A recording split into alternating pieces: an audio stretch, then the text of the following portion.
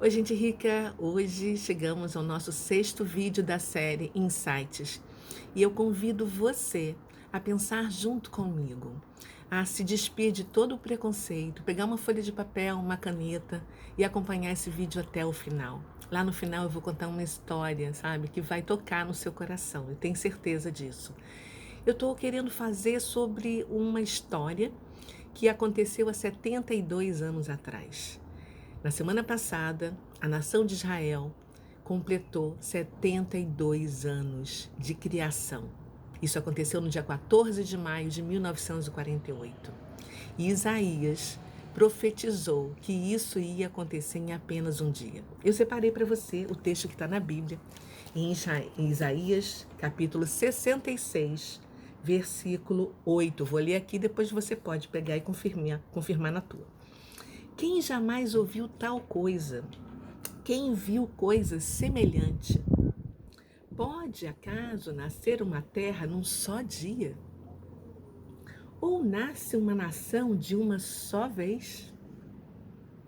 Pois Sião, antes que lhe viessem as dores, deu à luz seus filhos. Acaso farei eu abrir a madre e não farei nascer? Diz o Senhor.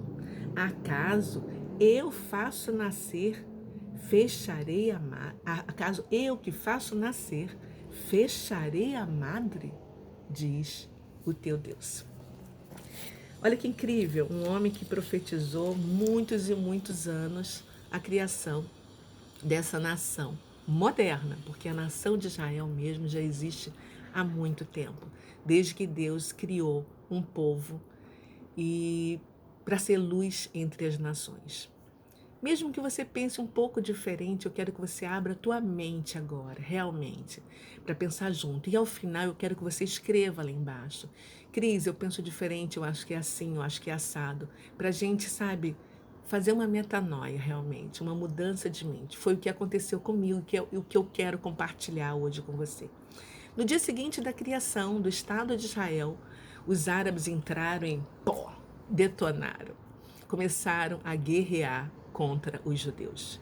Veio assim o Iraque, o Egito, a Jordânia, a Síria e começaram a guerra e que até hoje não para. Você sabe disso, você acompanha todos os noticiários e os judeus vivem em guerra o tempo todo. Esse vídeo não é para falar desses conflitos. Talvez um dia eu venha colocar todos os estudos, o que eu venho fazendo desses 3.000 anos de conflitos direto, para a gente conversar também. Na verdade, eu quero falar sobre o que eu sentia, o que eu imaginava antes sobre o povo de Israel, sobre o lugar em si, e o que eu penso hoje, que é a minha grande paixão. Eu vou contar para você que eu nunca imaginei ir para a terra, para Israel.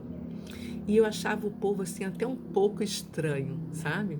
Na minha juventude eu tive um namorado que era judeu e ele chegou para mim certa vez e falou assim: Cris, olha, eu quero ser muito sincero com você, não quero te enganar.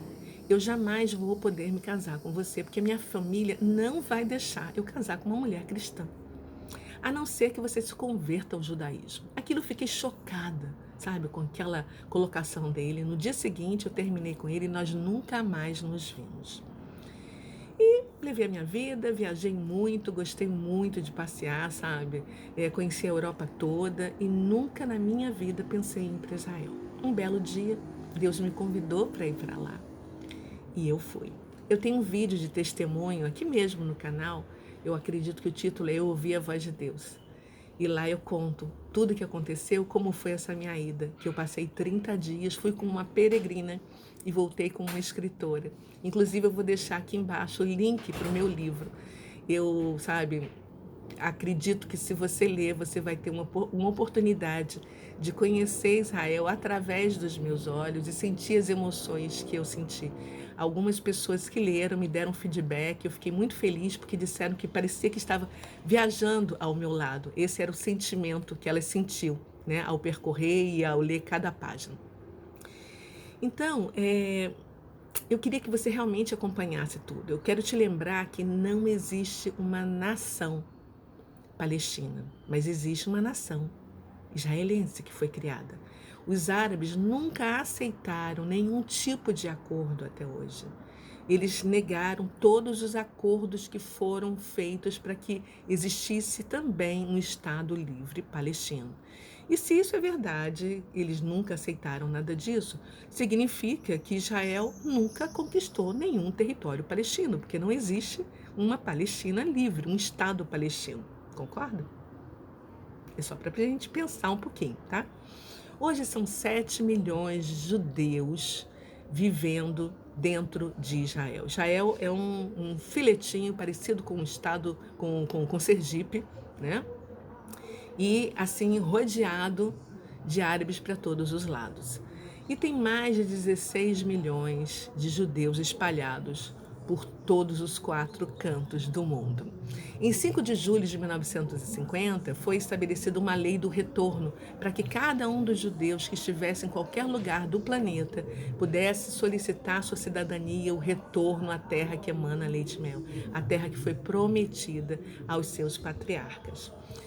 E tenha certeza que em breve Israel será assim o centro do governo mundial, diretamente de Jerusalém. Jerusalém é uma cidade assim sobrenatural, gente. Ela tem uma espetacularidade, né? Até uma doença Jerusalém tem. Você já ouviu falar que uma cidade possa ter uma doença própria? Jerusalém tem.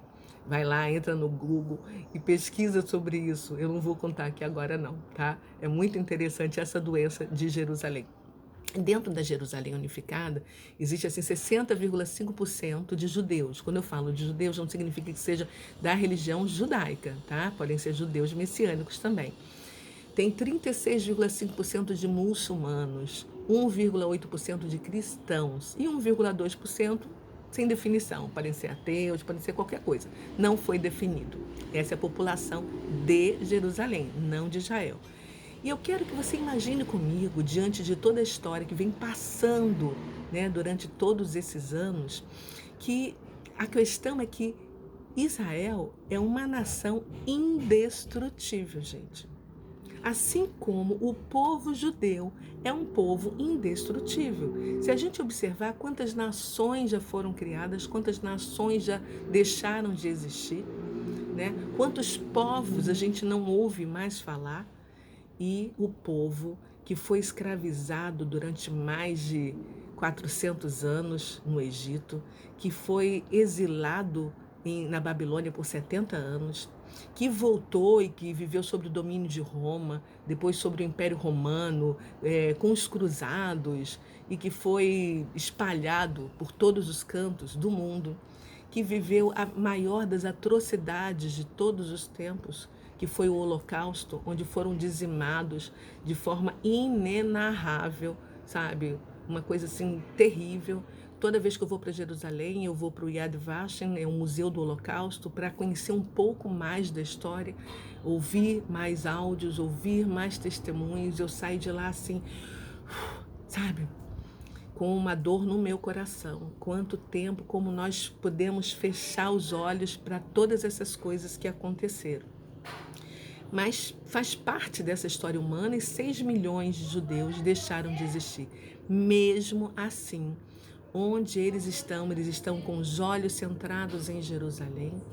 Eles voltaram para uma terra que, de um deserto, eles estão fazendo Israel florescer, reflorescer. Todas as profecias estão acontecendo, eles são exportadores de flores. Numa região que tem pouca água, eles fazem com aquele sistema de gotejamento, eles detêm a patente do tomate cereja, têm inúmeras invenções, trabalham com várias startups, têm assim de prêmio Nobel em relação à população das outras nações, é uma coisa assim que nem se fala, né? Eles detêm 52% do PIB mundial e é um povo que fala a mesma língua, o hebraico.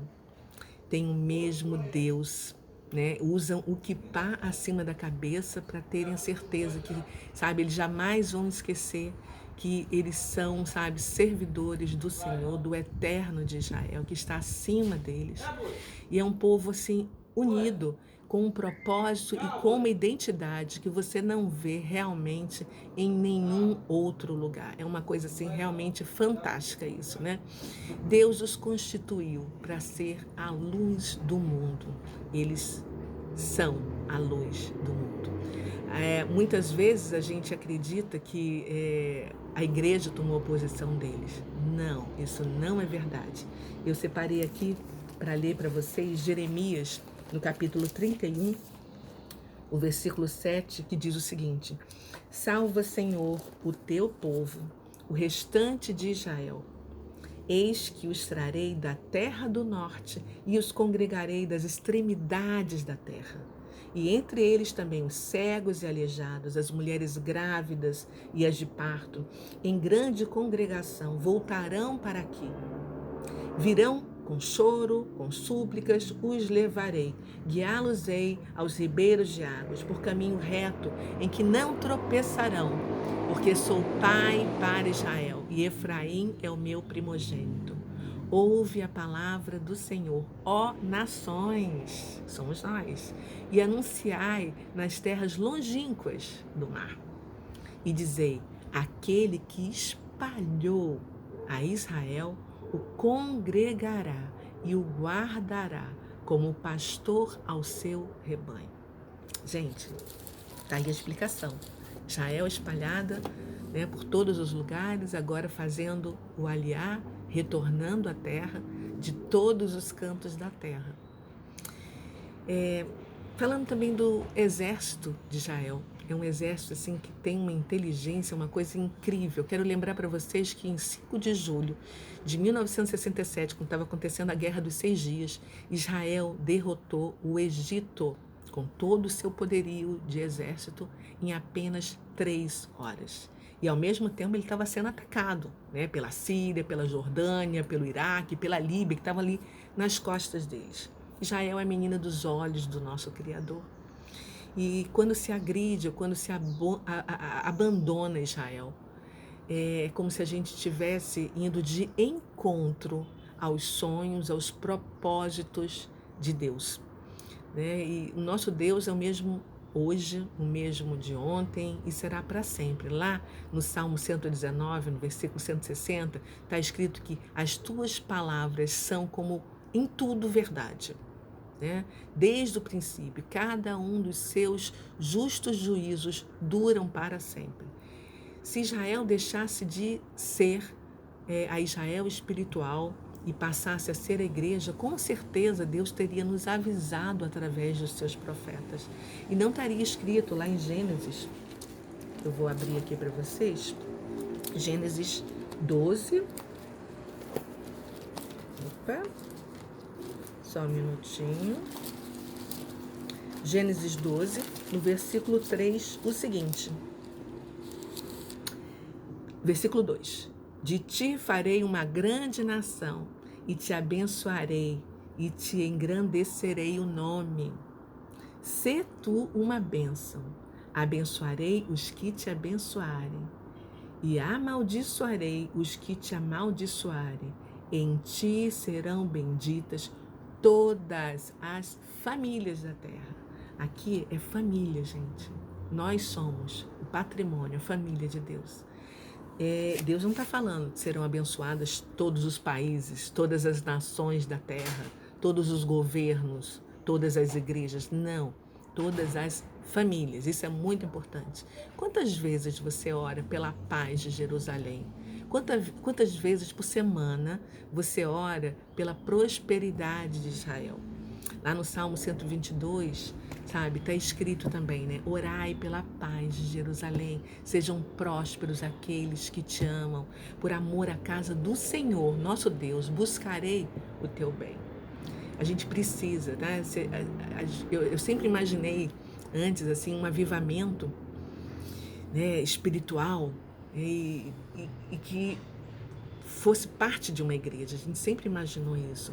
Mas depois de conhecer Israel, conhecer o povo e estudar mais a Bíblia, eu não consigo imaginar realmente um grande avivamento como a gente sempre desejou, sem Israel estar inclusa e sem os judeus fazerem parte. Eu acho que tudo mais vai ser somente uma tentativa, um ensaio de algo que ainda está por acontecer. Entendeu? E você, como é que você pensa a respeito disso? Fala para mim, escreve aqui embaixo, eu queria saber. É engraçado também como eu pensava antes em relação aos apóstolos todos, a todos os quem escreveu a Bíblia. A gente pensa assim em Paulo, você pode chamar de Paulo, São Paulo, apóstolo Paulo e de todos os outros, João, Mateus, Pedro, né? E eu achava que eles eram cristãos. É como a gente assiste televisão e a gente vê aqueles atores todos, parece que são tão íntimos, porque eles estão dentro da nossa casa todos os dias, na verdade. Se a gente encontra na rua, a gente tem até vontade de chegar lá e de abraçar, né, de dar um beijo, comentar, oi, aí, tudo bem? Porque eles estão tão íntimos na nossa casa. Então é como se os apóstolos todos, eles fossem nossos íntimos. E a gente olha para eles com o nosso óculos cristão, como se eles fossem cristãos. E a gente esquece que eles são judeus, que Jesus nasceu de uma família judia. Ele não é católico, ele não é evangélico, mas ele é judeu, o nome dele é Yeshua, entendeu? É Jesus, é Jesus, tem vários nomes dependendo do país e da língua, mas ele veio, sabe? A salvação vem dos judeus. A gente esquece completamente de todas as coisas. Maria, José, eram pessoas judias que amavam o eterno de Israel e foi agraciada, né, com essa beleza de maternidade. Então, Paulo mesmo fala, eu sou um israelita, um judeu, fariseu. Aprendi, sabe, na escola de Gamaliel.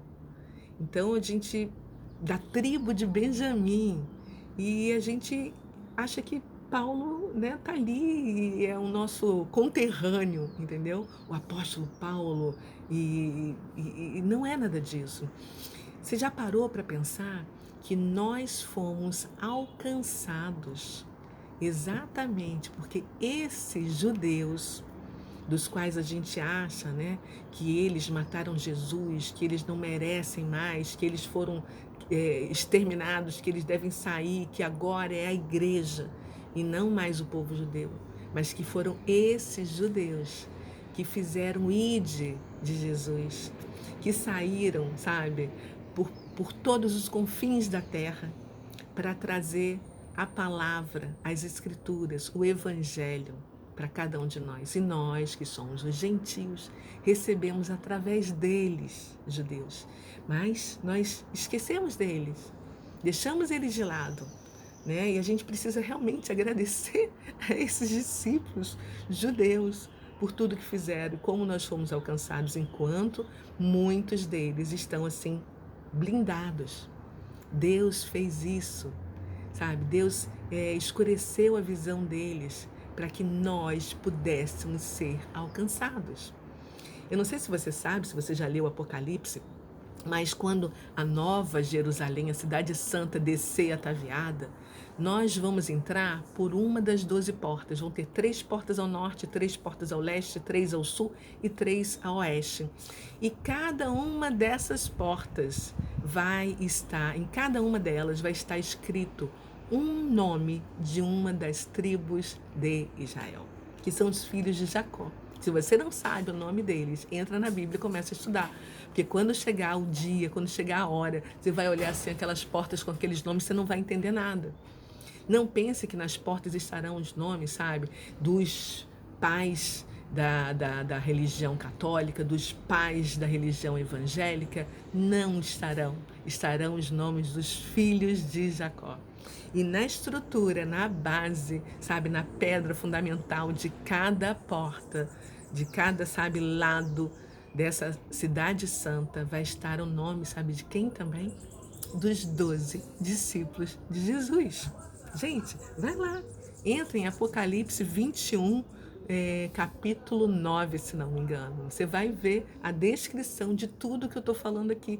É incrível, quando eu li isso eu falei, meu Deus, e agora? Que loucura! E agora, eu quero terminar esse vídeo contando uma historinha para vocês entenderem que nós precisamos, sim, também fazer o ID de Jesus e mostrar o Evangelho para os judeus. É difícil, né? Imagina como é que a gente vai chegar para um judeu que sabe tudo sobre a Torá, que estuda muito, que conhece, que tem os seus consanguíneos, todos os profetas, os discípulos, e mostrar para ele uma outra visão. Mas Jesus nos deu essa tarefa e de pregar o evangelho a toda criatura, que são judeus, criaturas de Deus, né? E nós precisamos disso, apesar dessa dificuldade. Porque quando isso acontecer realmente, porque quando Jesus voltar, pare e pensa um pouquinho. Quando Jesus voltar, nós estaremos vendo ele pela segunda vez, porque nós cremos nisso. Os judeus estarão vendo ele pela primeira vez. Vai ser uma coisa assim fantástica, a coisa mais linda do mundo. Eles vão se ajoelhar, porque todo joelho se dobrará. E eles vão se arrepender, eles vão ficar entristecidos. Mas Deus, sabe, veio para poder libertar todo mundo, para redimir dos nossos pecados. Jesus morreu para nos salvar e a todos nós, e principalmente a seu povo. Então é como se eles corressem para os pés do Pai. E a história que eu prometi para contar para vocês logo depois do Holocausto, muitas crianças pequenininhas, né, que tiveram seus pais mortos e assassinados, elas foram recebidas e foram colocadas em vários orfanatos em diversas cidades. E aí um rabino de Israel decidiu que o propósito dele era pegar todas essas crianças, onde quer que elas estivessem, para trazer de volta para a terra de Israel. Ele disse que não ia descansar enquanto não conseguisse isso. E ele saiu viajando por todas as cidades onde aconteceu, onde teve, sabe, esse extermínio em massa dos judeus, e foi procurar todos esses orfanatos e conventos, etc. Chegou, bateu no primeiro orfanato e veio uma irmã e ele contou: eu gostaria de conversar com a Madre Superiora, eu sou o rabino tal, tal, tal, de Israel. E aí entrou e foi conversar com essa amada. E ele disse: eu gostaria de saber quem são as crianças judias que estão aqui. Ela falou: olha, o senhor me perdoe, mas nós não temos condições de dar essa resposta, porque assim como entraram essas crianças, entraram muitas outras crianças não judias que foram abandonadas por seus pais. E nenhuma delas tinha um certificado, um nome, um reconhecimento. Nós criamos todas elas e não sabemos quem é quem. Não tem como definir quem é quem aqui. E aí ele falou: mas eu posso saber, eu posso descobrir isso. A que horas elas dormem todos os dias? A Madre Superiora falou: às 19 horas todas estão na cama. Ele falou: eu posso retornar às 19 horas? E ela achou aquilo muito estranho, mas como era um rabino de renome em Israel, ela falou: sim, pode sim. E ele retornou. E aí ele falou: me mostra onde é o quarto delas. E aí ele chegou diante de todas as portas de todos os quartos dessas crianças que já estavam indo se deitar às 19 horas, pegou um banquinho e simplesmente entrou no meio do corredor, né? E virou e falou em alta voz: Ishma Israel, Hashem Elokeinu, Hashem Echad.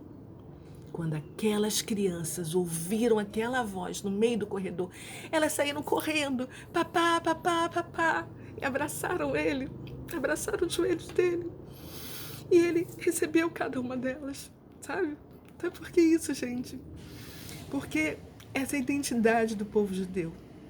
Essa é uma reza que eles fazem, está lá em Deuteronômio. Ouve, Israel, o Senhor é o nosso Deus. O Senhor é único. Adonai é único. E eles fazem essa reza sempre, porque foi uma determinação de Deus para o povo. E eles ensinam aos seus filhos, desde que eles nascem, ao acordar e ao dormir, a fazer essa reza, essa oração. Todo o povo judaico tem essa união, essa unidade com essa reza. E foi isso que uniu eles, e que eles podem ser, colocados em qualquer lugar do mundo. Eles vão sempre receber isso, e isso é o que une eles, essa é a identidade deles. Então, que você possa entrar também, que você possa ler lá essa oração toda, né? Ela está dentro da mezuzá, ela está nos filatérios, ela está em todos os lugares, é uma ordem de Deus para eles. e que você receba isso, porque isso é o que vai acontecer no final dos tempos também. Todos os judeus, sabe, da mesma maneira que essas crianças foram encontradas, todos os judeus estarão juntos conosco, sabe, no final dos tempos. Um beijo no seu coração. Me fala se isso mudou a tua maneira de pensar, se você pensava diferente, o que você acha de Israel, o que você acha do povo judeu. A minha mente mudou e eu queria compartilhar isso com vocês, tá? Um beijo no coração de vocês. Tchau!